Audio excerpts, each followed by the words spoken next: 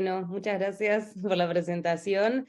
Bueno, bien como dijeron recién, hoy vamos a hablar del objetivo Net Zero. Yo no sé cuántos de ustedes estuvieron en la última clase que yo di, pero en la última clase dimos como una introducción al cambio climático. Así que, y que esto es muy importante para poder entender al Net Zero, así que yo por las dudas, para los que no estuvieron en la última clase, ahora voy a hacer una pequeña introducción al cambio climático, porque es muy importante para si alguno no estuvo en la clase anterior.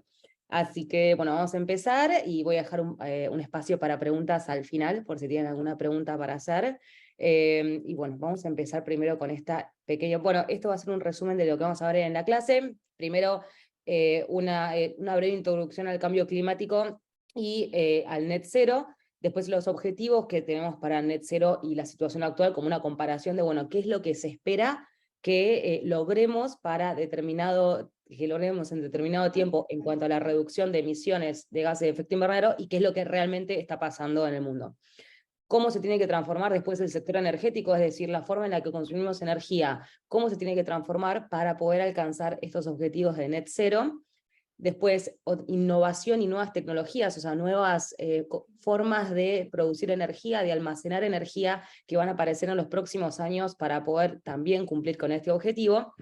Responsabilidad corporativa, vamos a ver qué rol tienen las empresas, o sea, todo el sector privado, qué rol va a cumplir en el cumplimiento del objetivo net zero, y después el rol que van a cumplir países y ciudades y cómo se están comprometiendo. Y después un resumen les voy a dejar porque esta presentación después yo se las voy a mandar, así que al final de esta clase va a haber un resumen de todo lo que vimos y después unas reflexiones finales.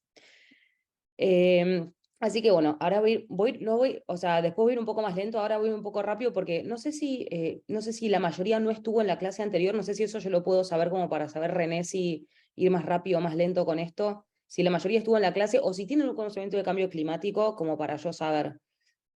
No estoy seguro, Belén, no estuve en esa clase, pero si estuvieron, pues podrían, si la mayoría estuvieron, podrían levantar la mano, si Sí, no, claro, pues la dejan baja.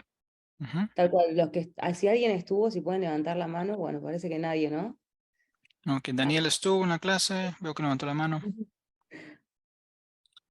Bueno, entonces no voy a ir tan lento, no voy a ir tan rápido con esto, digamos, porque es importante que todos entiendan bien la base del net zero, que es justamente combatir el cambio climático.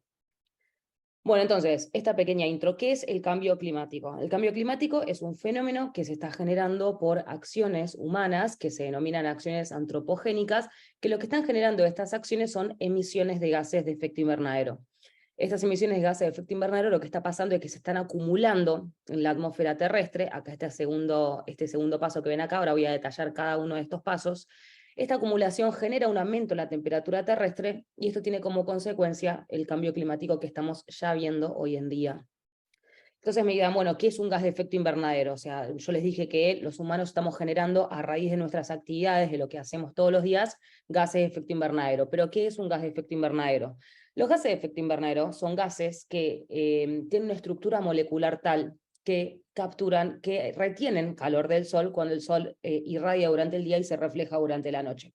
Los gases de efecto invernadero naturalmente están en la atmósfera terrestre, es decir, recubren la superficie terrestre estos gases de forma natural. Si estos gases no estuvieran en la atmósfera, no sería posible la vida en la Tierra, porque la temperatura global sería de 18 grados bajo cero, o sea, menos 18 grados centígrados.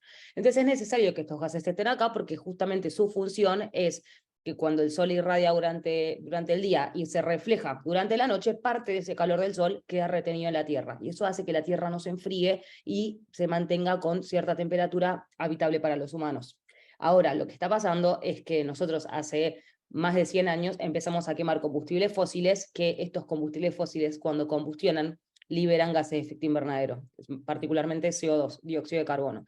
Entonces lo que está pasando es que hay cada vez más de estos gases. Entonces cuando el sol irradia durante el día y se refleja durante la noche, se retiene cada vez más calor. Entonces es por esta acumulación de gases de efecto invernadero que está aumentando la temperatura de la Tierra. Y hasta ahora la temperatura de la Tierra ha aumentado más o menos 1 grado centígrado con respecto a niveles preindustriales, que sería antes de que empezáramos a quemar combustibles fósiles. Y ustedes me dirán, bueno, 1 grado, tampoco es tanto. Yo, bueno, sí, pero este aumento de temperatura que está teniendo la Tierra, ustedes tienen que verlo como si fuese una fiebre. O sea, es como que cuando uno tiene 38, 39 grados, cambian los síntomas, cambian la forma en que se siente, cambia la forma de curarse. 40, 41, 42, ni te cuento. Entonces, cada grado de temperatura que aumenta la Tierra, las consecuencias son peores y los cambios son mucho más irreversibles. Es por eso que 1 grado, 2 grados y 3 grados son situaciones completamente distintas para nuestro planeta, y de ahí la importancia de frenar el cambio climático lo antes posible. Entonces, estas emisiones de gases de efecto invernadero antropogénicas, ¿de dónde vienen? Bueno, vienen, acá a la derecha tiene un gráfico de torta, que es la distribución que tienen estos gases. La mayor parte viene de la energía, la forma en la que nosotros utilizamos energía para abastecer nuestras industrias, comercios, edificios, la forma de transportarnos, para lo cual nosotros también quemamos combustibles fósiles. Después viene del uso de la agricultura, el cambio del uso de suelo, de la ganadería, o sea, la forma en la que producimos alimentos también genera gases de efecto invernadero. Y después tenemos residuos y emisiones directas de industrias. Esto sería como la distribución de dónde vienen estos gases, ¿no? Ahora después, cuando avancemos con lo de Net Zero, vamos a ver esto con un poquito más de profundidad.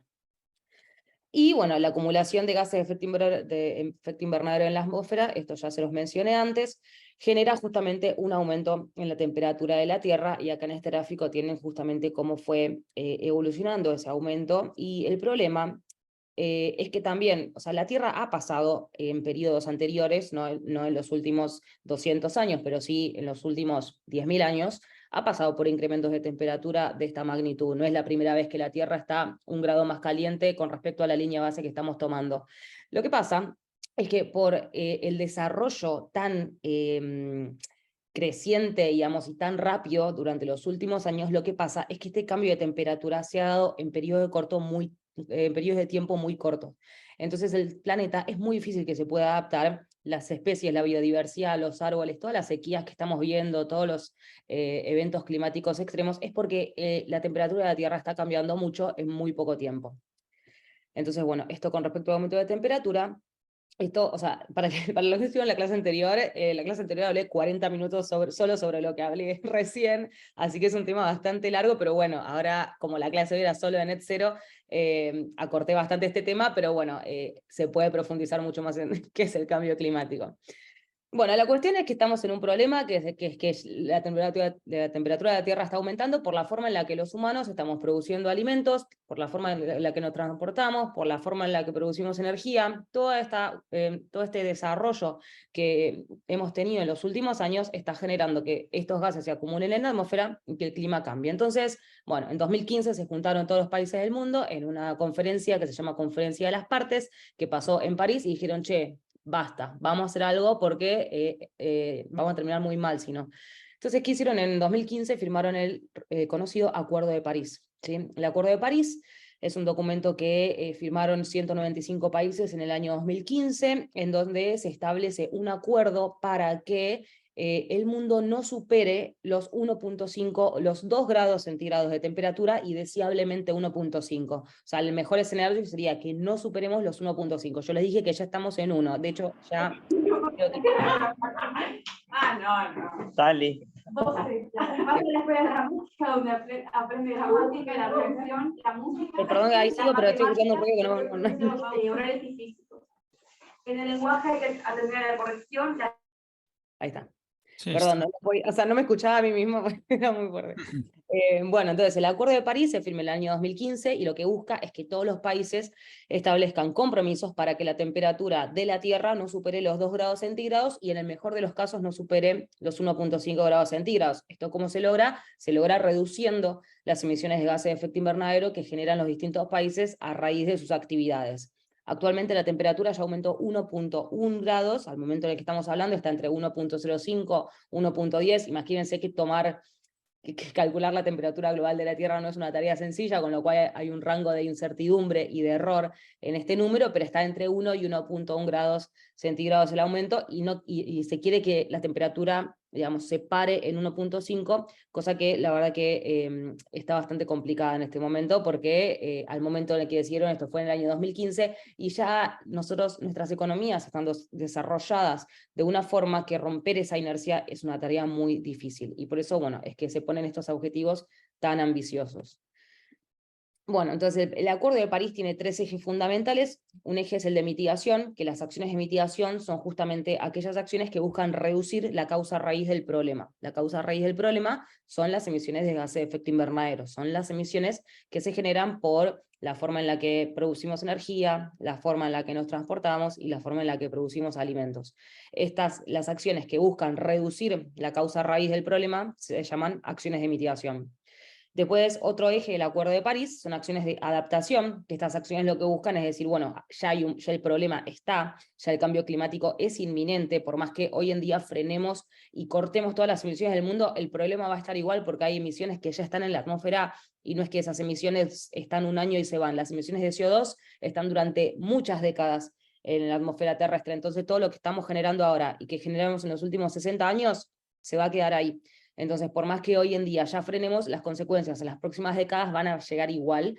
Entonces, las acciones de adaptación lo que buscan es decir, bueno, fortalezcamos la resiliencia de las comunidades que están más expuestas a las consecuencias del cambio climático, como por ejemplo ciudades costeras en donde va a aumentar el nivel del mar, ciudades que son, digamos, que tienen mayor riesgo de incidentes climáticos extremos, ciudades que son más propensas a la sequía, y tratemos de hacerlas resilientes para que puedan producir alimentos de forma segura, etc. Entonces, en ciudades que tienen olas de calor muy elevadas, bueno, vamos a ver cómo podemos hacer para que la gente no sufra tanto estas olas de calor que van a llegar.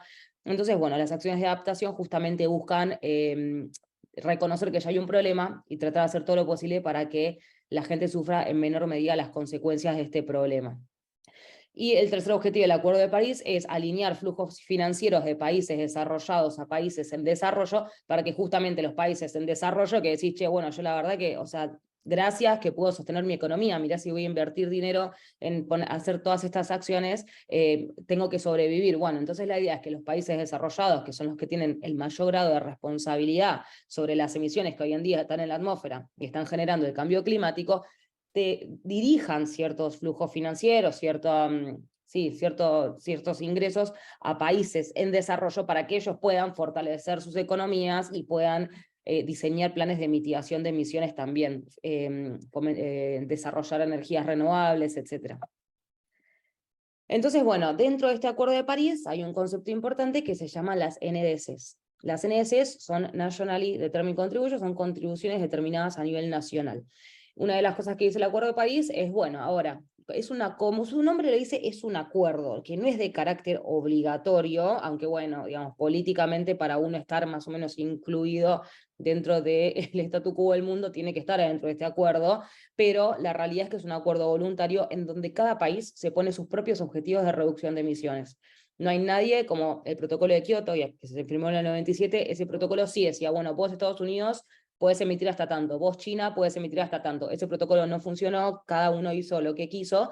Entonces ahora en el Acuerdo de París lo que dijeron fue, bueno, cada uno autopóngase sus propios límites de emisiones. Entonces cada país tiene que establecer año tras año un límite de reducción de emisiones y decir, bueno, por ejemplo, yo Argentina voy a reducir para el año 2030 un 3% mis emisiones. Entonces cada país se autoimpone sus propias contribuciones para reducir emisiones. Y esto se llaman contribuciones determinadas a nivel nacional. Entonces, estos son los distintos escenarios. Como ven acá, la flechita esta verde agua sería, o sea, acá serían las emisiones actuales. Este gráfico es emisiones de gases de efecto invernadero, todas estas emisiones que estamos generando en función del tiempo. Entonces, si no hiciéramos nada, que sería la curva rosa, digamos, bueno, estaríamos más o menos para el año 2100 en entre 4 y 5 grados de aumento de temperatura terrestre. Ahora, lo que estamos buscando es no superar el 1.5, con lo cual ven la curva cómo tendría que bajar con respecto a las emisiones que estamos generando. Después, en el escenario de 2 grados, que es el otro, bueno, que es menos deseable que 1.5, pero mejor que más temperatura, es el escenario violeta.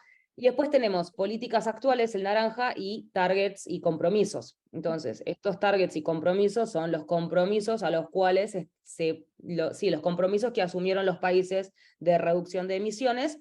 Estos compromisos que asumieron nos llevan a una temperatura de 2 grados, pero cuando lo comparamos con las políticas actuales, para el año 2100 estaríamos llegando a 3 grados. Es decir, una cosa son los objetivos. Yo digo, ok, yo voy a reducir 3% de mis emisiones, y otra cosa es lo que yo efectivamente estoy haciendo. Si yo realmente estoy desarrollando mi matriz de energías renovables, si yo realmente estoy mejorando la forma en la que produzco alimentos, si yo realmente estoy electrificando el transporte de mi país. Entonces, una cosa es lo que yo digo que voy a hacer y otra cosa es lo que estoy haciendo.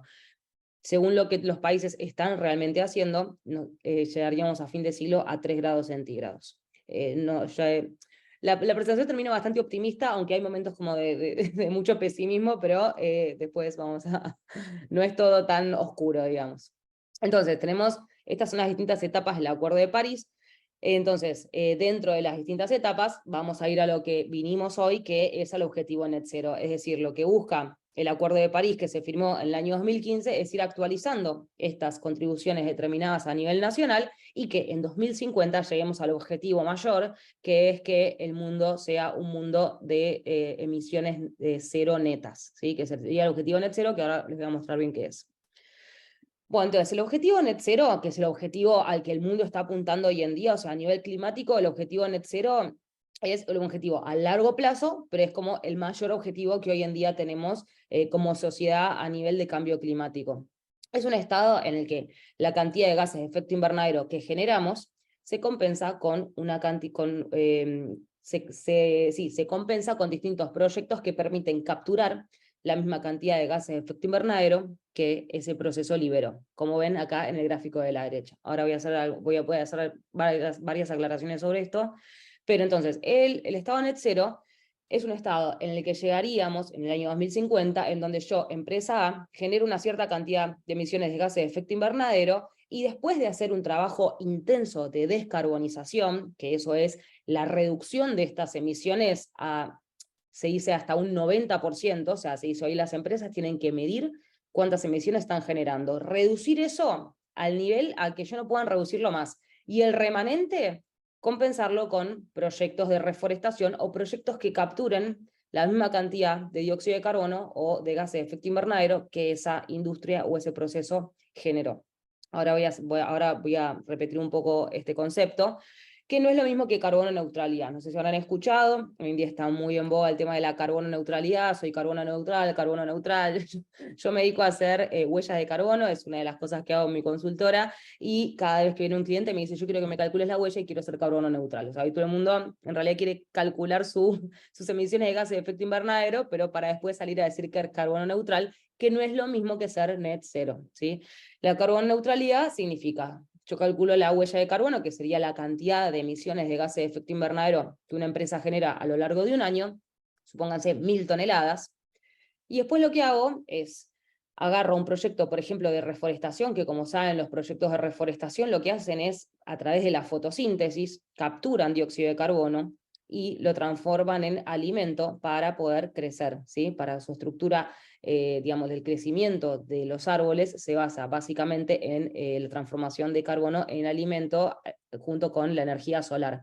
Entonces, básicamente los árboles están capturando este gas de efecto invernadero que está generando el cambio climático. Los árboles son un sumidero de ese gas. Los árboles están permanentemente capturando ese gas como un mecanismo para poder crecer. Entonces, yo, empresa A, genero 1000 toneladas de dióxido de carbono por año por mis actividades, entonces voy y financio la plantación de una determinada cantidad de árboles que capture esas emisiones que yo liberé. Entonces, ¿qué hago? Es como que, bueno, emisiones positivas que libero y emisiones negativas porque yo planto una cantidad de árboles para que capturen lo mismo que yo liberé, y bueno, 1000 menos 1000, 0. Eso es carbono neutral, ¿sí? Significa que yo neutralizo mis emisiones, que no es lo mismo que net cero, ¿sí?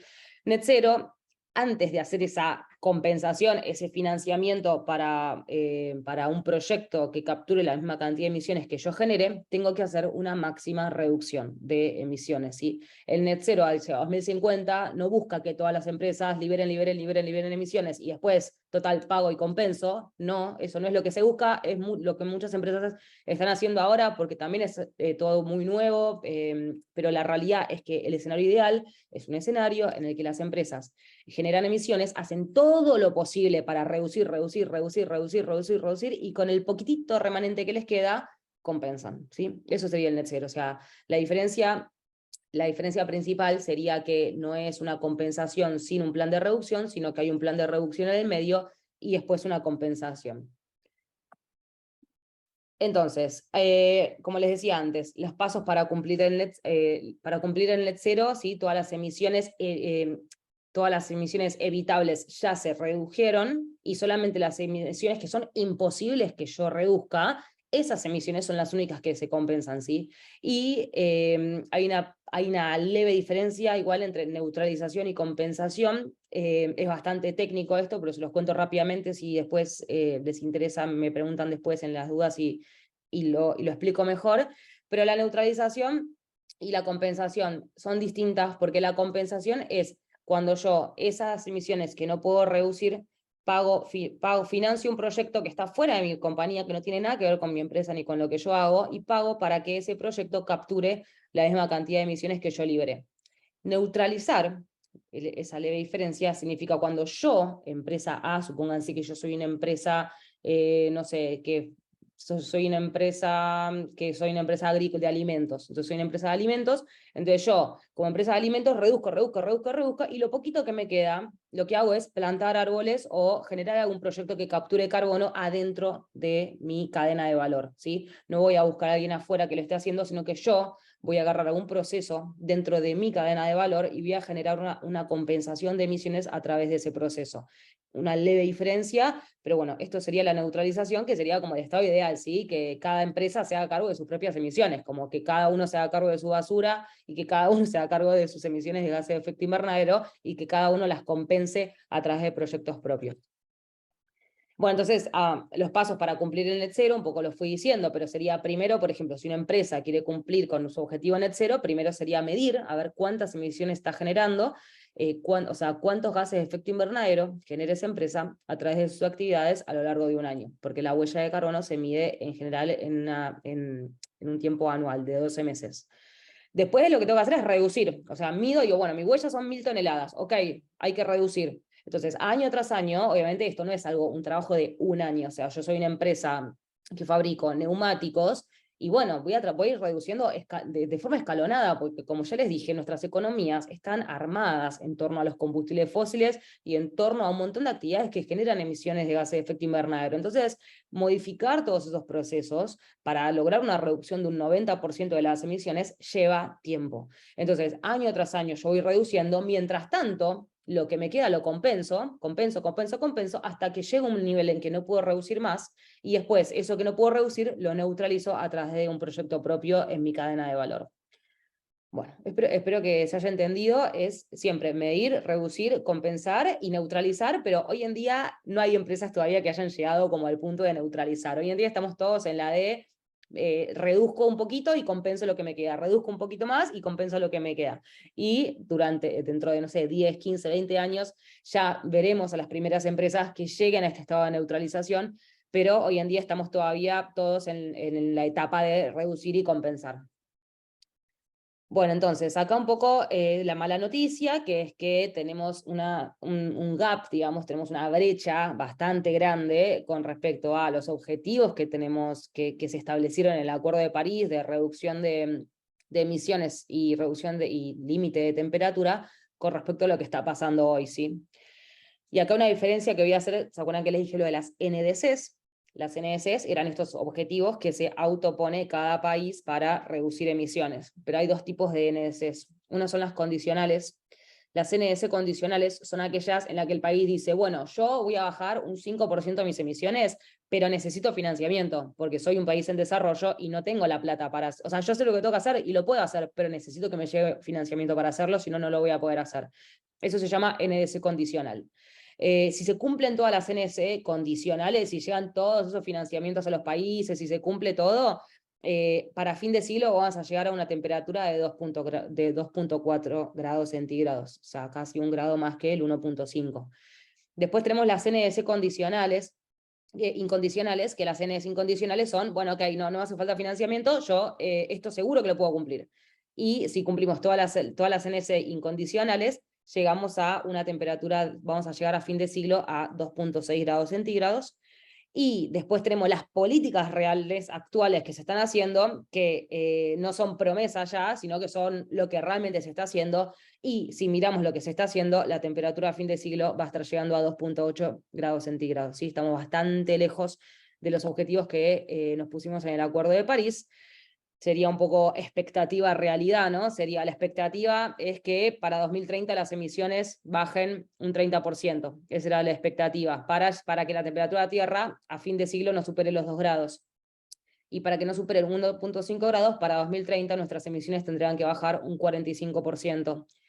Y la realidad es que con las NDC incondicionales solamente vamos a reducir para 2030 un 5% y con las NDC condicionales un 10%.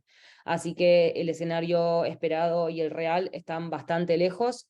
Tal cual se esperaba que, bueno, esto es otra fuente, digamos, que salió en la ONU también hace unos años, decía, bueno, tenemos que bajar un 45% nuestras emisiones para 2030, pero la realidad es que hay ciertas proyecciones en donde el límite más alto está en que esas emisiones van a aumentar un 10%. Así que estamos un poco lejos, pero no alarmarse, porque lo que pasa es que estas NDCs que yo les decía, que son estos compromisos que los países van asumiendo para reducir sus emisiones, no son estáticas. O sea, no es que un país en el año 2020 dijo, bueno, yo, Argentina, voy a reducir un 3%, y ahí, no, estas NDC se tienen que ir actualizando cada 3 años, ¿sí? Entonces, cada 3 años estas NDC se actualizan, cada 5 años, perdón, cada 5 años se actualizan. Entonces, ahora, en el año 2020, se establecieron NDCs que se van a actualizar en 2025.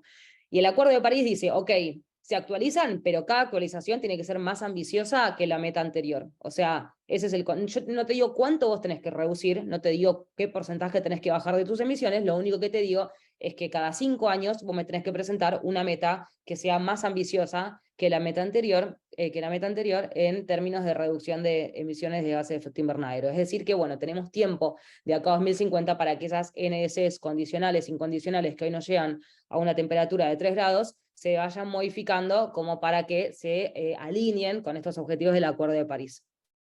Así que bueno, y este año, 2023, en la COP, que va a ser en Arabia Saudita, que es la conferencia de las partes, en donde básicamente se juntan todos los países, todos los presidentes, todo, a discutir sobre cambio climático, en la COP se va a evaluar el cumplimiento de las NDCs que se presentaron hasta ahora. Entonces se van a sentar todas estas personas muy importantes en temas de cambio climático del mundo y van a decir, bueno, a ver, vos Argentina, ¿qué prometiste? Vos Colombia, ¿qué prometiste? ¿Y qué hiciste? Entonces ahí realmente vamos a tener mucho mayor certeza de lo que se prometió, lo que se está haciendo y las proyecciones que podemos esperar para los próximos años. Bueno, entonces, ahora vamos a hablar un poco específicamente del net zero. Esto fue un poco el Acuerdo de París, entonces el Acuerdo de París, el net zero, como se imaginarán y como les dije, nuestras economías, por el desarrollo que hemos tenido en los últimos años, están armadas de tal forma que es muy difícil romper la inercia como para ahora decir, che, mañana toda energía solar, toda energía... No, nuestras economías se desarrollaron muchísimo, pero en torno a un modelo económico que básicamente es la quema de combustibles fósiles. Entonces, cambiar eso de un día para el otro es algo extremadamente difícil, en especial para países menos desarrollados. Entonces, bueno, tiene que haber distintas transformaciones, sobre todo en el sector energético, porque como les mostré al principio, es el sector que representa el 73% de las emisiones de gases de efecto invernadero. Entonces, el sector energético es el que más compromisos y más transformaciones tiene que tener en los próximos años, y de eso vamos a hablar ahora. Este reporte es un reporte de la Agencia Internacional de Energía que se llama Net Zero para 2050 y básicamente es como una hoja de ruta de todo lo que tiene que pasar y todas las proyecciones, cómo tiene que cambiar la tecnología, cómo tiene que cambiar la demanda, cómo tiene que disminuir la demanda de fósiles y aumentar la demanda de renovables. Es decir, da todo una trayectoria, un paso a paso de lo que tiene que pasar en el mundo, en el sector energético, para poder alcanzar el net zero en 2050. Esto está bastante dirigido a líderes de países, tanto del sector público como privado, y bueno, y la verdad que es súper interesante, y acá yo resumí algunas de las cosas como que a mí me parecen más importantes para charlar acá, y bueno, y se las voy a contar ahora. Entonces, estas cosas, estas 7 cosas que yo resumí como las más importantes, son parte del resumen de este reporte. O sea, cuando ustedes arrancan el reporte, va a decir, bueno, el resumen principal, y ellos dan como un outline de 10, 15 cosas que ellos dicen, esto es lo más importante, y yo de esas 10, 15 cosas saqué estas, que son las cosas que tienen que pasar para poder alcanzar el net zero en 2050.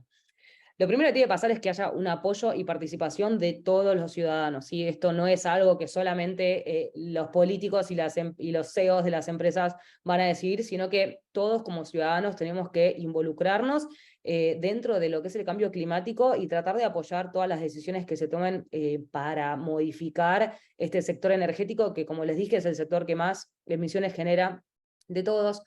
Entonces acá hay como un gráfico que hacen acá en este informe y que dice, bueno, hay tres cosas que son las que van a moldear estos cambios en la energía, que son las tecnologías bajas en carbono, eso va a ser más o menos el 40% del cambio, o sea, el 40% de las emisiones que haya que reducir se van a reducir gracias al desarrollo de tecnologías bajas en carbono, o sea, de tecnologías renovables, nuclear, bueno, tecnologías que no generen emisiones de dióxido de carbono en su producción, a diferencia de los combustibles fósiles que estamos usando hoy. Después tenemos el 55%, es el desarrollo de tecnologías, pero con incidencia de los consumidores. Y ahí es donde hace foco este reporte, donde dice, no son solamente los políticos. En la amarilla, la que dice tecnologías bajas en carbono, sí, ahí donde más incidencia tienen van a ser las empresas del sector privado y los políticos. Pero en las azules, que ven en el medio, que son las tecnologías bajas en carbono, pero con incidencia de los ciudadanos, son cosas en las que nosotros podemos incidir, como por ejemplo, no sé, el día en que uno pueda, en vez de comprar un auto que funcione con combustibles fósiles, elegir y comprar un auto eléctrico. El día en el que yo pueda elegir qué tipo de energía quiero usar en mi casa, bueno, puedo elegir. El día que yo me voy a armar mi propia casa, bueno, voy a elegir qué tipo de aislamiento le pongo, si la hago toda con vidrio, que la verdad que me muero de frío en invierno y me muero de calor en verano y te poner 38 aire acondicionado, o si le pongo un buen aislamiento a mi casa y logro que sea una casa que se refrigere y se acondicione sola. Entonces, bueno, ese tipo de comportamientos, de decisiones, digamos, de los consumidores por sobre las cosas que nosotros podemos incidir, es lo que constituye el 55% de la reducción de emisiones con respecto al uso de energía. Y después tenemos cambios en comportamiento, eso, pero cosas más cotidianas, no cosas ya como comprar un auto o modificar mi casa, sino cosas no. En vez de usar el auto, voy en transporte público, o en vez de ir en transporte público, voy en bicicleta, ¿sí? O en vez de, no sé, ir en avión a un lugar, quizás que voy en otro medio de transporte, o quizás en vez de tomar 5 aviones en un año, me tomo uno. Bueno, ese tipo de comportamientos, de decisiones más cotidianas, también son decisiones que tienen un porcentaje de influencia en lo que son las reducciones en torno al sector energético. Bueno, después, la otra cosa que pasa es que la agencia dice, hay un desafío grande acá. ¿Por qué? Porque nosotros estamos diciendo que tenemos que llegar a 0 emisiones netas para 2050, pero hay 780 millones de personas en el mundo que no tienen hoy en día acceso a la energía, ¿sí? Que no tienen acceso a la energía hoy en día, y esas personas tienen que tener acceso a la energía.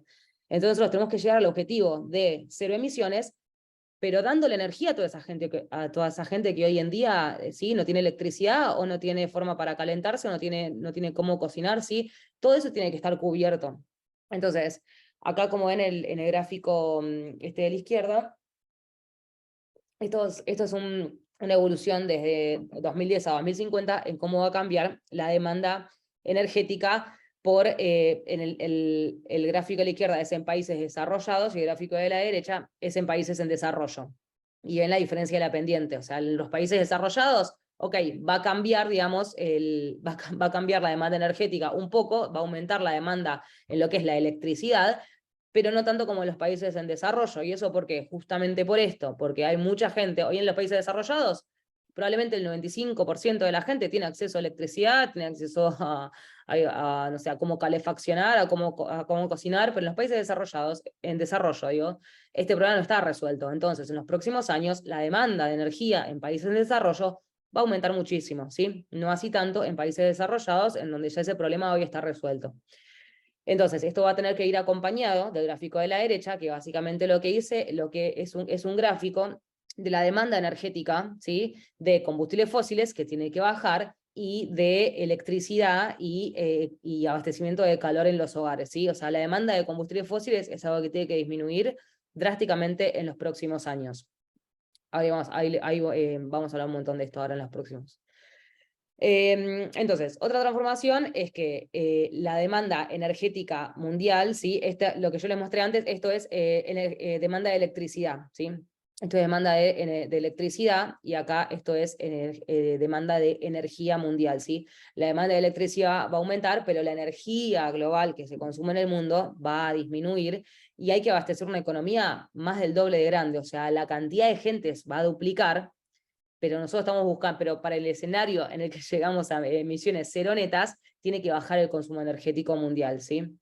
Entonces, esto también es otro de los grandes desafíos del net zero. Y acá, si ven, hay tres, en el gráfico de la izquierda, tenemos industria, tenemos transporte y tenemos edificios, ¿sí? Y como ven, en los tres casos hay una disminución en el consumo de energía global, ¿sí? ¿Y esto por qué es? Esto es porque los consumos se van a hacer más eficientes, los consumos se van a hacer más racionales, se va a empezar a, bueno, sí, básicamente todo va a recaer en la eficiencia, ¿sí? En tratar de producir más cosas con menos cantidad de energía, puede ser a través de procesos más circulares, puede ser a través de procesos de eficiencia energética, puede ser a través de la concientización de las personas y de las industrias de producir menos y de cuidar más la energía, ¿sí? Entonces, todo este cambio, ¿sí? Que vamos a vivir en los próximos años, en el que tenemos que lograr que las emisiones lleguen a cero, pero que la demanda energética mundial baje mientras la población sigue subiendo, y encima que un montón de gente que hoy no tiene energía tenga energía, obviamente tiene que ir acompañado de un cambio cultural. Y por eso también que la primera cosa que les mencioné fue que en este proceso tienen que estar involucradas las personas, porque nuestro cambio, tanto en comportamientos como en decisiones que tomamos en el día a día, va a ser algo súper crucial para poder llegar a estos objetivos de cero emisiones. Bueno, después otra cosa importante es que, que esto es algo que no sé, capaz que lo escucharon, o capaz que yo que estoy más en tema, pero hace unos, en 2020, 2021, que fue cuando salió este informe, claro, se empezó a salir en todos lados esta frase que es, además de los proyectos que ya hay comprometidos al año 2021, no hay que desarrollar nuevos proyectos de extracción de combustibles fósiles. Es decir, los pozos de petróleo que ya están abiertos y que ya se está sacando petróleo de ahí, ok, saca todo lo que haya, listo. Pero no es necesario estar buscando por ahí nuevos yacimientos de petróleo, de gas natural y de carbón, y a poner nuevas plantas de carbón de cero para sacar ese combustible de ahí, ¿sí? Eso es lo que está diciendo la Agencia Internacional de Energía, que en esta hoja de ruta que ellos recomiendan para llegar a emisiones cero netas para 2050, no es necesario que arranquemos de cero nuevos proyectos de extracción de combustibles fósiles. Entonces, también para alcanzar el cero neto hay que bajar un 98% de la demanda que hoy teníamos de carbón, un 55% la demanda de gas natural y un 75% la demanda de petróleo, ¿sí? O sea, hay que reducir todo lo que es la demanda de combustibles fósiles, obviamente que esto va a ir acompañado de un desarrollo importante de energías renovables, que ahora les voy a contar, pero es importante esto, que en 2020 la Agencia Internacional de Energía dijo, no hace falta que haya más nuevas extracciones de petróleo, gas natural y carbón. Entonces, bueno, ahora viene la parte de la innovación y las nuevas tecnologías. Otra cosa que del primer gráfico que les dije que son de las más importantes que habla la agencia es que tiene que haber, para que podamos llegar al net zero, un salto enorme en la innovación de energías limpias, ¿sí? Las energías limpias son aquellas que no generan o generan menos gases de efecto invernadero cuando se producen, por ejemplo, la energía eólica, la energía solar, la energía hidroeléctrica, la energía nuclear también, todas las energías que son distintas a los combustibles fósiles, que son la base de nuestras economías hoy en día. Entonces la agencia dice, ok, no vamos a llegar si no hacemos un salto enorme en la innovación con respecto a lo que estamos usando ahora. Entonces, también habla de que casi el 50% de las reducciones necesarias para 2050 dependen de tecnologías que todavía están en etapa de prototipo o todavía no han salido al mercado. O sea, ellos están haciendo proyecciones en base a tecnologías que se han descubierto, pero que todavía, todavía no han saltado de escala, ¿sí? Todavía no se ha probado que pueden funcionar para la escala de gente que ellos están diciendo que debería funcionar. Entonces, es necesario inversión y desarrollo en estas tecnologías, que algunas son las que le menciono acá, por ejemplo, electrificación, que la electrificación es que todos los procesos que nosotros hoy en día, para los que hoy en día usamos combustibles fósiles, usemos electricidad. ¿Y cuál es la ventaja de eso? Que la electricidad la podemos obtener de fuentes renovables.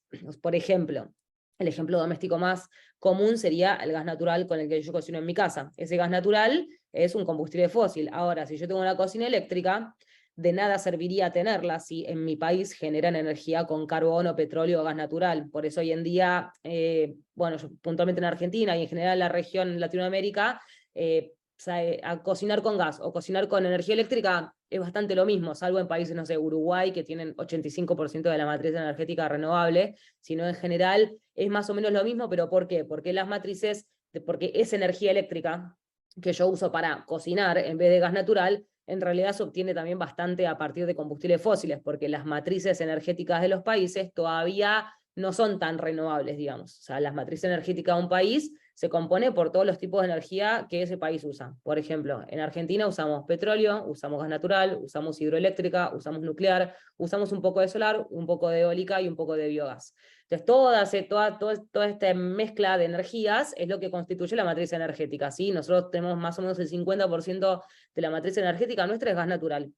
Entonces, y el resto es un poco petróleo y un poco de las demás que les mencioné. Mientras más porcentaje de renovables tenga esa matriz energética, más limpia va a ser la energía eléctrica. Y ahí sí, le va a ganar la cocina eléctrica a la cocina con gas natural, ¿sí? Un país que tiene 80% de energía, no sé, solar, y un 20% de algunas otras, bueno, seguramente ese país, la electricidad va a ser súper limpia en ese país, ¿sí? Y ahí es donde genera realmente una ventaja un auto eléctrico o una cocina eléctrica o un proceso industrial electrificado. Entonces la electrificación, que es una de las bases del net zero para 2050, significa que hay que hacer que las matrices energéticas de los países se limpien, o sea, sean cada vez más renovables, y que los procesos industriales, las fábricas, los comercios, los edificios, se electrifiquen, pero que esa energía eléctrica provenga de esa matriz energética limpia, ¿sí?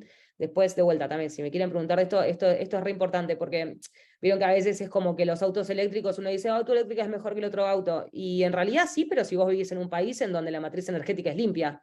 Si vos estás en China, bueno, ahora China está limpiando, pero supónganse que uno vive en un país en donde el 80% de energía la sacan de quemar carbón, que genera muchísimas emisiones de gases de efecto invernadero.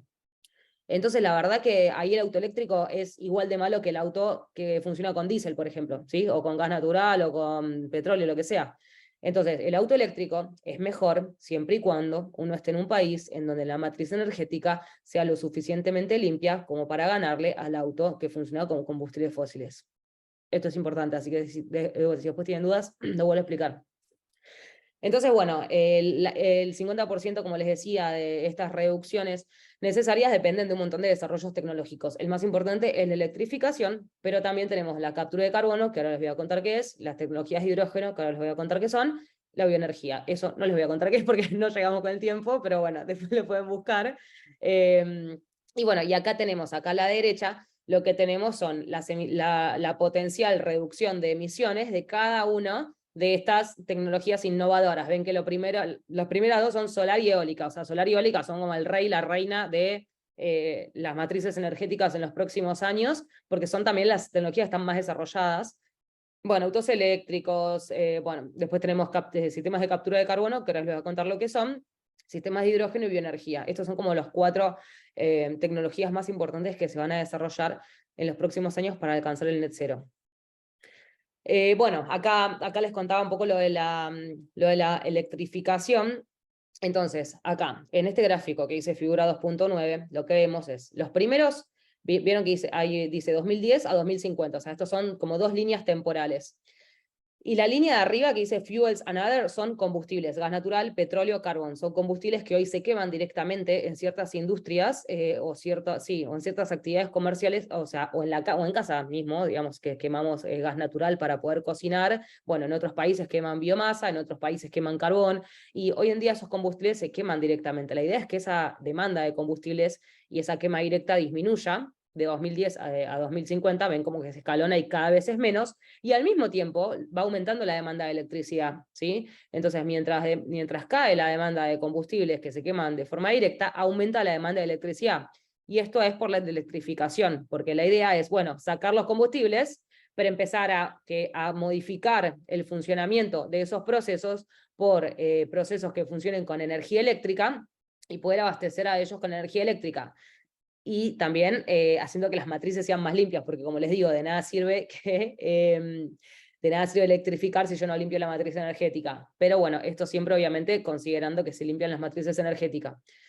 Entonces, el mayor problema, que tampoco me voy a profundizar sobre esto porque no es muy larga la clase, pero el mayor problema que tienen las energías renovables hoy en día para electrificar procesos industriales que son muy demandantes a nivel energético, como por ejemplo la fabricación de acero, de cemento, procesos que consumen muchísima energía, el mayor obstáculo de electrificar estos procesos es que las energías renovables, como les dije, las más importantes que son solar y eólica, tienen una desventaja que son intermitentes, es decir, yo puedo tener energía solar cuando hay sol. A la noche no tengo energía solar. Entonces, ¿qué hago? Si yo dependo solamente de energía solar, para mi casa pongo un panel y digo, ya está, listo, tengo un panel solar.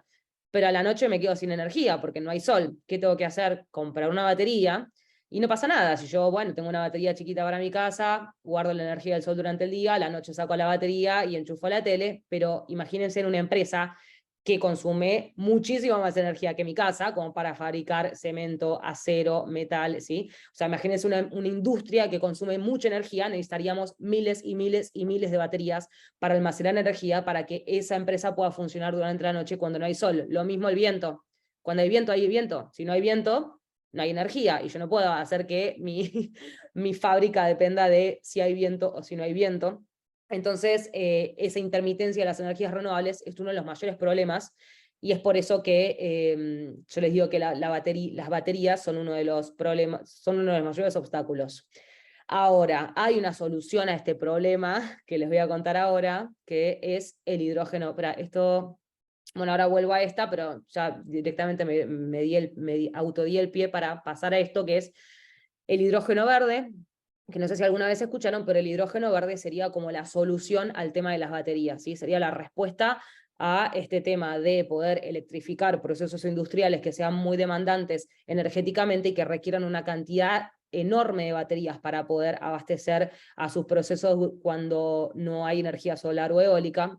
La solución a esto es el hidrógeno verde, ¿sí? El hidrógeno verde, que como ven acá, es otra de las cosas que la Agencia Internacional de Energía dice que hay que desarrollar en los próximos años para llegar al net cero. Es una de las cosas que dice que hay que innovar con los electrolizadores de hidrógeno. ¿Y qué es esto? Acá les puse un gráfico acá abajo a la izquierda. Lo que pasa es que el agua, ¿sí? El agua es una molécula que cuando yo, acá también ven la reacción química, ahora les voy a decir cómo funciona esa reacción química, miren la reacción ahí, cuando yo al agua, ¿sí? A esa molécula de agua, le incorporo energía, ¿sí? Esa molécula de agua se divide en oxígeno y en hidrógeno, ¿sí? Ese hidrógeno se libera en forma gaseosa y yo lo puedo almacenar en un recipiente a presión. Entonces yo agarro con un electrolizador, lo que hago es separar las moléculas de agua en oxígeno y en hidrógeno, y el hidrógeno lo almaceno, ¿sí? Lo almaceno. Entonces, acá como en el gráfico, electrolizador, y después lo almaceno ese hidrógeno. ¿Y qué pasa después? Ese hidrógeno, bueno, lo almacené. Ahora, yo necesito energía, ¿sí? Entonces lo que pasa es que así como esta reacción química de electrolización del agua, cuando yo le pongo energía, libera hidrógeno, si yo junto hidrógeno con oxígeno, ¿sí? Esa reacción química libera energía. La misma energía que yo le puse en un principio, ¿sí? Para que se separe la molécula, cuando yo junto hidrógeno con oxígeno para formar la molécula de vuelta, esa reacción química libera energía, que yo la puedo utilizar para abastecer algún proceso mío que demande energía, ¿sí? Como por ejemplo para fabricar energía eléctrica. Entonces, es como esta reversibilidad de la reacción química de electrolización del agua, lo que hace es que yo pueda almacenar energía renovable sin una batería. Muy importante. O sea, el hidrógeno verde fue como uno de los mayores descubrimientos de los últimos años porque, de vuelta, permite almacenar energía renovable sin necesidad de una batería. Entonces lo que pasa es que, por ejemplo, acá en Argentina van a poner un montón van a empezar a producir un montón de hidrógeno verde porque acá hay un montón de viento en la Patagonia, llenaron la Patagonia de un montón de molinos eólicos y una empresa de Australia puso $6.000 millones el año pasado para fabricar hidrógeno verde acá que se van a llevar a su país para limpiar su matriz energética. Y bueno, esas cosas van a empezar a pasar. Chile es uno de los mayores desarrolladores en el mundo de energía de hidrógeno verde porque tienen la mayor radiación solar del mundo en los desiertos y el sur, entonces en Chile también es uno de los países donde más hidrógeno verde se está produciendo, Y bueno, esta es una de las tecnologías base, que como les dije antes era electrificación, captura de carbono, hidrógeno verde y biocombustibles. Entonces el hidrógeno verde es uno de los ejes fundamentales para la descarbonización en los próximos años, porque como saben las baterías de litio tienen como sus problemas, ¿no? Porque seguimos dependiendo de fuentes no renovables, y que son estos minerales que nosotros sacamos y que son procesos de extracción que son bastante dañinos con el ambiente y que consumen una gran cantidad de recursos. Entonces, bueno, el hidrógeno verde la realidad es que resuelve bastantes problemas. Y vamos a la segunda, no sé cómo estamos de tiempo, si más o menos qué hora será. Sí, bueno, tenemos unos 7 minutos, más o ¿7 menos. minutos? Ah, bueno. Bueno, entonces, después tenemos otro de los ejes, que es la captura directa de carbono, ¿sí? Que la captura directa de carbono, ¿qué es? Es básicamente captura, no, yo les dije que nuestra atmósfera está llena de gases de efecto invernadero, dióxido de carbono, que están acumulándose, ¿sí? Que se están acumulando, y esto está generando el efecto invernadero. Entonces hay dos formas de capturar carbono, que también son cosas que son muy importantes para los próximos años. El primer método se llama captura directa de carbono, que básicamente consiste en poner turbinas, así como las que ven en la foto de la izquierda, en donde va pasando aire, ¿sí? Ese aire obviamente tiene una concentración de dióxido de carbono, y estas turbinas tienen como unos filtros que retienen el dióxido de carbono. Entonces, entra aire con dióxido de carbono, sale aire sin dióxido de carbono. No es sin, sale con un poco, pero con menos. Entonces, esta es una forma como de limpiar el aire, ¿sí? Esto es una tecnología que se está desarrollando, que va a ser muy importante en las próximas décadas. Y la segunda es agarrar y poner ciertos equipos a la salida de determinados procesos industriales que generen una gran cantidad de emisiones, y que también esos filtros retengan el dióxido de carbono para que no se tenga que liberar, ¿sí? Entonces, de vuelta, esto también va a ser para empresas que sea difícil de electrificar. Este método de captura de carbono va a ser como muy importante en los próximos años. Bueno, voy a ir un poco rápido porque ya estamos como cortos de tiempo, igual después les va a quedar esta presentación. Esto es un poco lo que les iba a contar de la responsabilidad corporativa, ¿sí? La responsabilidad corporativa dentro de lo que es el objetivo net zero. Esta iniciativa se llama Objetivos Basados en Ciencia, y es una iniciativa que lo que busca es brindar transparencia a las acciones de descarbonización de las empresas del sector privado. Entonces, vienen las empresas más grandes y dicen, bueno, vienen y declaran ante esta iniciativa, que es una iniciativa que publica esos objetivos de forma pública, de cómo las empresas van a ir bajando sus emisiones año tras año. Entonces, ¿cómo funciona esto? Primero se selecciona, por ejemplo, la empresa selecciona un año base, calcula sus emisiones y establece objetivos para bajar esas emisiones, ¿sí? Entonces, esta reducción de emisiones, estos objetivos se publican de forma pública en un registro como este que ven acá, que ustedes pueden entrar y pueden jugar y pueden filtrar acá como les muestro. Entonces, hoy en día hay un total de 5.700 empresas del sector privado que ya están tomando acciones para reducir sus emisiones. Y de estas hay 2.257 que ya tienen objetivos de net zero propuestos, es decir, ya tienen objetivos para neutralizar sus emisiones antes del año 2050. Y como les digo, ustedes acá en esta página web que se llama Science Based Targets, que están en las referencias de esta presentación igual, pueden ir filtrando por país, por tipo de organización, por cosas, y buscar las empresas que tienen objetivos de net zero establecidos para 2050. Y por último, hablar de las naciones y de las empresas que están comprometidas, que hoy en día, esto es lo más importante, hoy en día hay un montón de países y ciudades comprometidos para el net zero, ¿sí? Y todos los países que están comprometidos para tener objetivos net zero para 2050 componen el 88% de las emisiones globales de gases de efecto invernadero. Es decir, de todas las emisiones que están generadas en el mundo, los que generan el 88% de esas emisiones ya al menos están comprometidos a tener objetivos net zero. Obviamente la realidad es muy difícil, es muy distinta, como les decía antes, del compromiso, pero esa ambición va a ir aumentando año tras año, y a medida que la tecnología vaya acompañando, también va a ser mucho más fácil. Venimos de una inercia en donde fabricábamos y vivíamos distinto en los últimos 20 años, de repente cambió todo. La tecnología también está creciendo a pasos agigantados, así que gracias a la tecnología yo creo que vamos a poder llegar a cumplir estos objetivos. Y también, bueno, por último, los objetivos net zero en ciudades, que ya hay más de 1.100 ciudades que están comprometidas con objetivos net zero, porque las ciudades solamente ocupan, por ejemplo, en el caso de la Unión Europea, el 4% del territorio, pero generan el 70% de las emisiones de gases de efecto invernadero.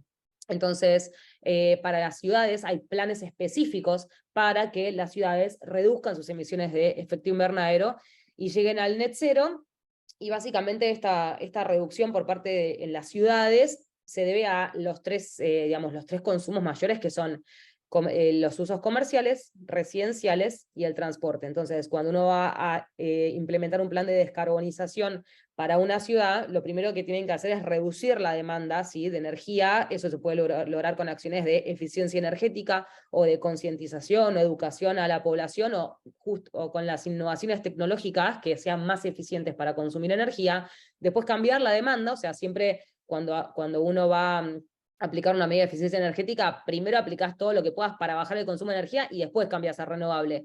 No es que yo genero, no sé, consumo 1000 kWh de energía por mes, bueno, pongo un panel solar. No. Primero hace todo lo que puedas para que esos 1000 bajen a lo menos posible, y después, con eso que sea lo menos posible, ponete un panel solar. Así que eso, de esa forma también funciona con las ciudades. Bueno, y después, esto es un resumen de todo lo que hablé, que después más que nada lo hice para ustedes, para que después tengan como sí, que vean macro todos los que estuvimos viendo. Pero básicamente un poco dejar un mensaje un poco más lindo después de esta presentación, que es que el cambio climático es un problema con el que vamos a convivir durante muchas décadas. Nosotros, en el caso que los que tengan hijos, sus hijos, sus nietos, el cambio climático es algo con lo que vamos a convivir todos, y en algún momento alguno nos va a pegar. Ahora, la forma de involucrarnos es mucho más sencilla de lo que parece, ¿sí? La forma de involucrarnos es aprender un poco sobre este tema, tratar de hacer cambios pequeños en nuestra vida cotidiana, hablar con otra persona, y lo más importante es que hace poco yo estuve grabando un podcast estoy grabando un podcast con un amigo, que estamos haciendo así como unas charlas por Spotify, y uno de los episodios llamaba "Si es bueno para la mente, es bueno para el ambiente". Así que todo lo que los haga a ustedes conectarse con ustedes mismos, todo lo que les haga bien a ustedes, la forma en la que se alimentan, la forma en la que viven, las cosas que leen, las conversaciones que tienen, todo lo que les haga bien a ustedes, también le hace bien al planeta, ¿sí? Y esta crisis climática que estamos viviendo, en realidad es una crisis con nosotros mismos, una crisis en la que nosotros nos desconectamos de los alimentos que comemos, no sabemos de dónde viene nuestra comida, no sabemos cómo se hace nuestra energía, no sabemos de dónde vienen las cosas que compramos, y esa desconexión con nuestro planeta se traslada en una desconexión nuestra. Entonces, cuando nos empecemos a cuidar a nosotros, vamos a cuidar al prójimo y vamos a cuidar al planeta, porque cuidar al planeta es cuidarnos a nosotros. Así que nada, ya con que se informen de esto, con que aprendan y charlen de estas cosas, ya con eso ayuda un montón. Así que bueno, ahora voy a dejar espacio a preguntas. Perdón que fue medio rápido, se me pasó el tiempo volando, perdón que fue medio rápido. Así que bueno, acá tienen mi mail, si me quieren escribir cualquier duda que tengan, lo que sea, ahí está mi contacto. Sí, muy bien. Y si tienen preguntas, pues adelante. Belén les responderá. O si quieren intervenir, con mucho gusto Belén les responde. Buenas tardes. Buenas tardes, Alejandro. Gracias, Belén. Muchas gracias por su conferencia. Está muy importante, muy interesante y muy al lugar. A mí me gustaría que, si se puede demorar un poquitico, unos minuticos, a acabar de explicar la parte de los 3 maneras de recoger el CO2. O sea, en la figura pues se muestra la primera, sería las otras 2 partes muy rápidamente. Esta parte, la 2 y la 3. ¿Cómo es la explicación ahí? Gracias, muy amable. Está bien. Mira, la tercera figura, en realidad, esto que dice figura 2.21, en realidad es la proyección de la Agencia Internacional de Energía a cómo van a ir creciendo estos sistemas de captura de carbono de 2020 a 2050. O sea, básicamente ahora no hay casi nada, por eso es como que antes les había dicho que hay muchas de las acciones que se dicen que ellos están diciendo que tiene que haber para cumplir el objetivo net cero, que todavía no existen, o sea, que no están ni desarrolladas. Estos sistemas de captura de carbono son muy nuevitos. Acá en Latinoamérica no hay prácticamente, o sea, está toda Australia, Europa, Estados Unidos, o sea, en Latinoamérica prácticamente esto no existe, digamos, es todo desarrollado en países porque, bueno, como les decía, entonces, el tercero es simplemente una proyección en los próximos años en cómo van a crecer el desarrollo de estos proyectos de captura. Los tipos de captura son estos dos. Uno es, se llama captura directa de aire, que básicamente es el aire que está alrededor nuestro, y entonces en determinadas zonas estratégicas lo que se hace es poner estas turbinas y el aire que está suelto va pasando, o sea, la turbina lo que hace es chupar el aire, chupa el aire y el dióxido de carbono queda retenido en unos filtros que están ahí adentro de este sistema, y lo que se hace es después, con este CO2, hoy en día lo que se hace en las pocas instalaciones donde hay esto se almacena bajo la tierra en formaciones geológicas, ¿sí? Esto se almacena bajo de la tierra, en lugares seguros, que no pasa nada, pero se almacena. Lo ideal, o sea, en los próximos años, lo ideal es que este CO2 se pueda reutilizar como materia prima en procesos industriales, como por ejemplo para la carbonatación de bebidas. O sea, las bebidas gasificadas que tomamos en realidad se gasifican con CO2, por ejemplo, entre muchos otros usos que tiene el CO2. Entonces, lo ideal sería que ese CO2 que se captura del aire se pueda reutilizar. Hoy en día lo que está pasando es que ese CO2 que está suelto en el aire pasa, se retiene y se almacena bajo la tierra. Ese es el que se llama captura directa de aire o Direct Air Capture en inglés, por eso DAC se llama. El segundo ya es para poner, ya se ponen dispositivos a la salida de determinados procesos industriales que generan emisiones de dióxido de carbono como subproducto de reacciones químicas que pasan ahí adentro, ¿sí? Por ejemplo, en la industria del cemento hay una reacción química que lo que hace no es que se produce dióxido de carbono por la energía que consume ese proceso, sino que hay una reacción química que lo que hace es liberar ese CO2 como subproducto de la reacción. Entonces, todo eso está generando un montón de emisiones de gases de efecto invernadero hoy en día, no solamente ese, sino que un montón de otras industrias. Entonces lo que se hace es poner un dispositivo a la salida de esa reacción química con un filtro, es muy complejo, pero esto sería como un resumen. Entonces se pone un dispositivo, pasa esta corriente con mucho dióxido de carbono, porque digamos, hay una reacción química en la que sale dióxido de carbono, pasa por el filtro, entonces este filtro lo que hace es retener el dióxido de carbono, y como ven, en la foto de la derecha, y como ven en la foto de la derecha, este dióxido de carbono se almacena, bueno, en el caso de este artículo de la BBC, abajo del Mar del Norte, pero obviamente depende de dónde esté esta planta. ¿Cuál es el problema de esto? Que estos dispositivos para poner a la salida de esos procesos industriales son muy caros, porque todavía están en proceso de prototipo, muchas veces en desarrollo. Entonces, eso lo que hace es termina encareciendo el precio de los productos manufacturados que después se venden a personas, y las personas dicen, che, no, pero esto es responsabilidad de la empresa, no mío, y la empresa dice, bueno, pero la plata de algún lado sale. Bueno, entonces ahí hay un problema porque, salvo que a las empresas las obliguen a tener un límite en las emisiones que pueden generar, ellos no tienen ningún tipo de beneficio económico en hacer esto. Entonces, bueno, ahí está como el problema, en que todavía es una tecnología muy cara y ese precio después se termina trasladando a los consumidores, entonces al final, digamos, no termina siendo beneficioso para la gente al final del día. Así que bueno, nada, no sé si quedó claro. Sí, gracias. Yo quería comentar que precisamente yo intervine en un proyecto acá en Colombia, donde en una térmica toda esa cantidad de aire que sale a la atmósfera, digamos el vapor a 1500 grados, 1300 grados, se retomó y se reorientó hacia unas turbinas de vapor y se aumentó la capacidad de la térmica al 50% más. Entonces, lo que pasa es que, como usted dice, son proyectos que son costosos, pero es una manera de empezar a limpiar, digamos, Sí, nuevamente reutilizando esa parte que pues no la podemos eliminar 100%, pero sí se puede reacondicionar para que haga menos daño a la atmósfera. total. Sí, la circularidad de tanto digamos, los bienes como la energía también, sí, es fundamental como en esta nueva era en la que cuidamos más la energía y los recursos que lo que veníamos haciendo. Perdón, si me permite. ¿Sí? No sé si me escuchan, si me permite, Jorge Márquez. ¿Sí? Bueno, adelante. Bueno, gracias, gracias Belén. Felicitarte porque tu conferencia ha ayudado con unos gráficos magníficos. Creo que ha sido muy interesante, muy esclarecedora. Yo como docente universitario en geociencias, yo soy geólogo petrolero, me he dado cuenta de todo este tema.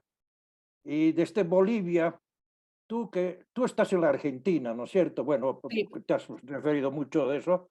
Entonces tenemos una realidad un poco diferente, los del cono sur americano.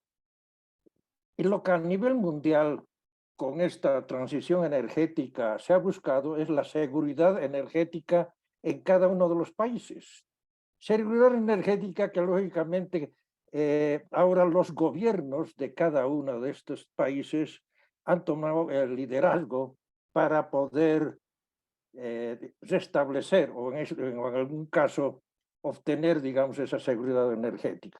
El tema del cono sur americano es muy diferente a lo que está pudiendo pasar en Europa o directamente en Asia y lo que puede pasar directamente en Estados Unidos, México y también, digamos, Colombia, Ecuador, Perú y el caso un poco atípico de Venezuela.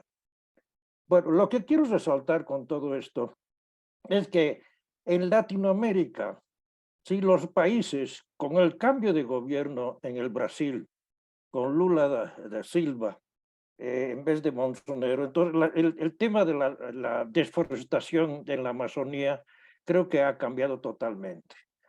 Los países latinoamericanos, la mayor contribución a nivel mundial que podemos hacer los países latinoamericanos circundantes de la cuenca del Amazonas es de preservar la Amazonía y de poder hacer eso. Porque nuestras emisiones, al final de cuentas, son bastante pequeñas a las que se producen en Estados Unidos, en India y en la China. Y el problema ahora de Rusia con la invasión a ella, todo eso, ha desfigurado absolutamente todo. Lo que quiero resaltar es, en Europa, por ejemplo, con la transición energética, se han confundido de tal forma que no saben qué cosa hacer.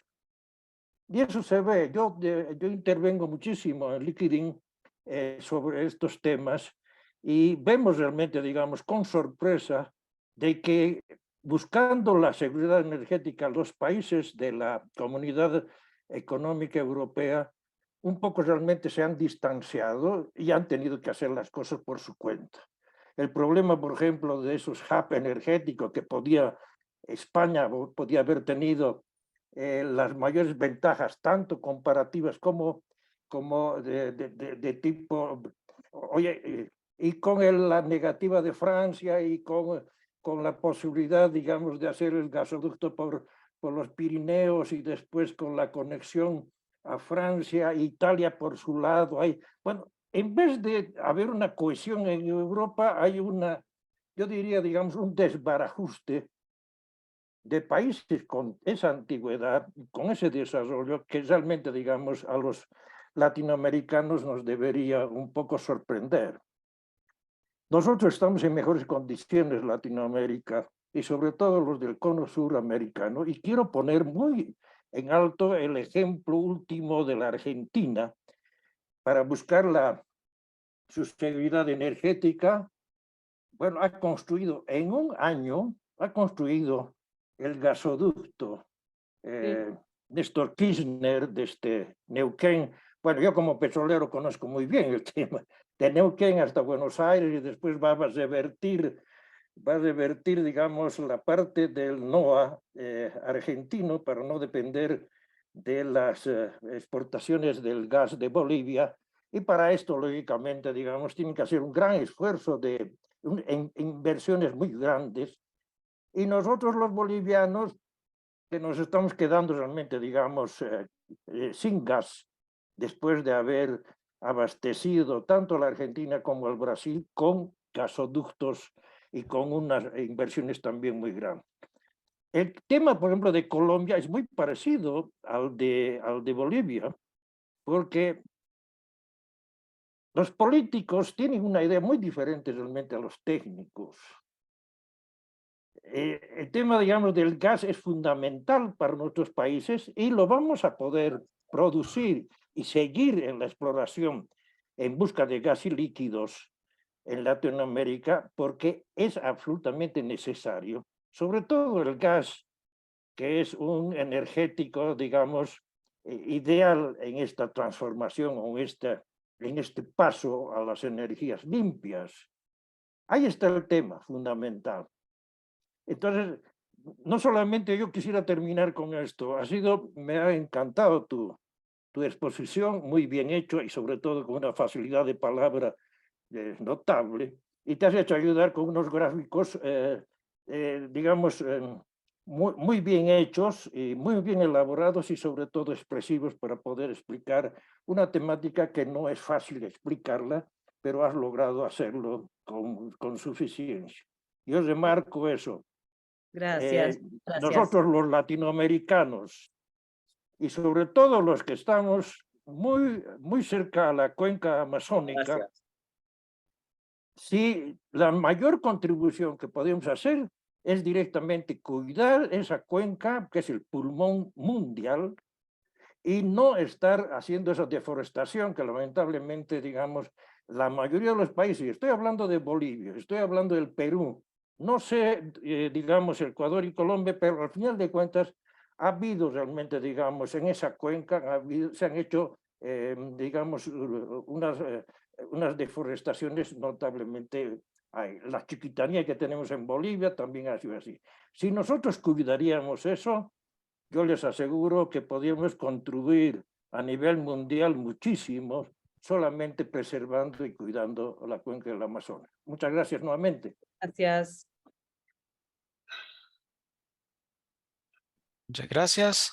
Javier, creo que también tiene una pregunta, tiene acá levantada la mano y pues ya estamos casi fuera del tiempo, pues, pero podemos dar un tiempo más para una pregunta y si podemos ser breve para que todos tengan la oportunidad de participar también. Y Javier, adelante con su pregunta.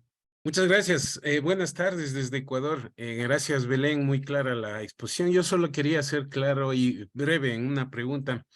¿Cuál es el organismo piloto al cual yo me puedo referir y seguir las guías para poder mantener un camino hacia el net cero con mi empresa? ¿A qué organismo me puedo referir? ¿Naciones Unidas o hay algo parecido a Veritas? No sé, algo parecido. Muchas gracias, Belén. Gracias a la AIU.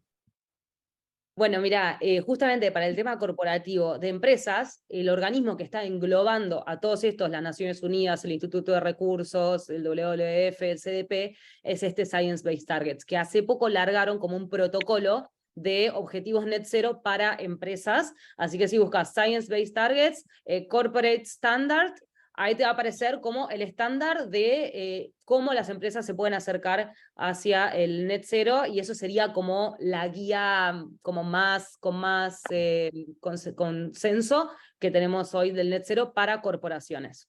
Es decir, que Science Based Targets está avalado por Naciones Unidas, según veo, Sí. ¿no? Global Sí. Compact y World Resources Institute. Uh-huh.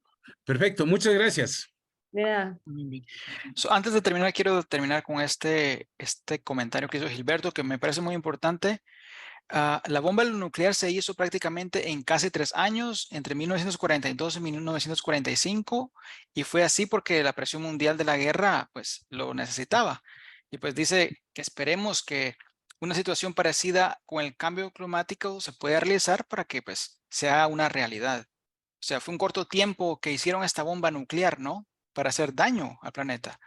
Sí. Entonces, esperamos que también, como dice él, sí, es muy importante que esto se haga realidad también lo antes posible y que trabajen duro en ello. Sí, siempre es mucho más fácil romper algo que arreglarlo, ¿no?